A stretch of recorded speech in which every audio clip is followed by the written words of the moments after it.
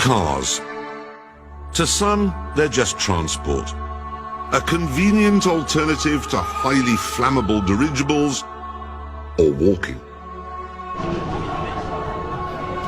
But you understand, cars are far more than this.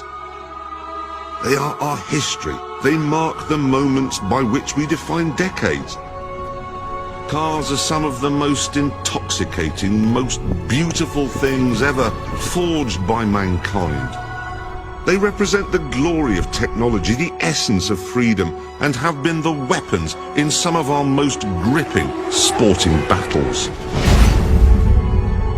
They grip us, they cheer us on, they hold us up as heroes.